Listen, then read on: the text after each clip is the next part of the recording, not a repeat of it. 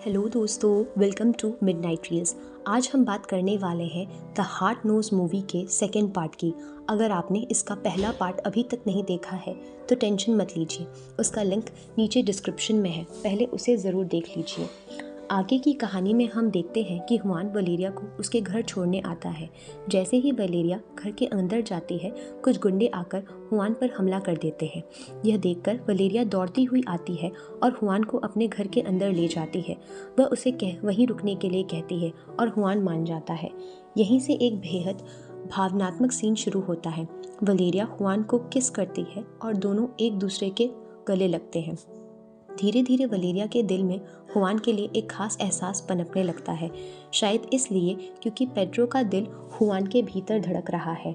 अगले दिन वलेरिया जल्दी उठती है, खुद को आईने में देखती है और बाहर जाती है, लेकिन उसे पता चलता है कि हुआन जा चुका है। हुआन अपने ट्रक से घर लौटता है, जहां उसका दोस्त टोरी उसका इंतज़ार कर रहा होता है। टोरी उससे पूछता है कि वह उस ट्रक के साथ क्या कर रहा है, लेकिन हुआन कहता है कि वह अभी इस बारे में बात नहीं करना चाहता। टोरी बार बार पूछता है कि वह एल प्रोग्रेसो बार बार क्यों जा रहा है, तो हुआन जवाब देता है कि वह अपनी भावनाओं को शब्द में नहीं समझा सकता। टोरी कहता है, ठीक है, तो कम से कम आज ऑफिस चलो, पर हुआन मना कर देता है। इधर एल प्रोग्रेसो में हेल्थ सेंटर तैयार हो चुका है और सभी लोग जश्न मना रहे होते हैं। हुआन भी उनके साथ खुशी मनाता है। जब वह घर जाने के लिए अपनी गाड़ी स्टार्ट करने की कोशिश करता है तो गाड़ी स्टार्ट नहीं होती। एक पड़ोसी उसकी मदद करता है, लेकिन जब वे बोनट खोलते हैं तो पाते हैं कि बैटरी ही गायब है। वहीं वलेरिया की दोस्त उससे कहती है कि हुआन बहुत अच्छा लड़का है और उसे उसके बारे में सोचना चाहिए। कुछ देर बाद सब लोग चले जाते हैं और वलेरिया और हुआन अकेले रह जाते हैं। दोनों एक दूसरे को फिर से किस करते हैं। वलेरिया कहती है, तुम्हारे साथ रह करके मुझे बहुत अच्छा लगता है। अगली सुबह वलेरिया अपने साथी के साथ एक नोटिस पढ़ती है, जिसमें लिखा होता है कि सिटी काउंसिल अब भी उनके घरों को तोड़ना चाहती है और उन्होंने यह कॉन्ट्रैक्ट कॉन्क्रीटर नाम की कंपनी को दिया है। वलेरिया बाहर निकलती है और देखती है कि हुआन का ट्रक वहीं खड़ा है। वह ट्रक के अंदर बैठती है और हुआन को कॉल करती है। तभी उसे ट्रक के अंदर फ़ोन की घंटी सुनाई देती है। वह फ़ोन उठाती है और स्क्रीन पर हुआन की फ़ोटो और कॉन्क्रीटर लिखा हुआ देखती है। वह इंटरनेट पर सर्च करती है और जान जाती है कि हुआन ही कॉन्क्रीटर कंपनी का सीईओ है। यह देख करके उसका दिल टूट जाता है और वो वहाँ से भाग जाती है। दूसरी ओर हुआन अपनी कंपनी में होता है, जहाँ टोरी और उसकी बहन यह जश्न मना रहे होते हैं कि उन्हें एल प्रोग्रेसो की रिकंस्ट्रक्शन करने का टेंडर मिल चुका है। हुआन कहता है कि वह अब इस कंपनी में नहीं रहना चाहता और रिज़ाइन कर देता है। तभी वलेरिया वहाँ पहुँचती है और गुस्से में उससे मिलने की जिद करती है।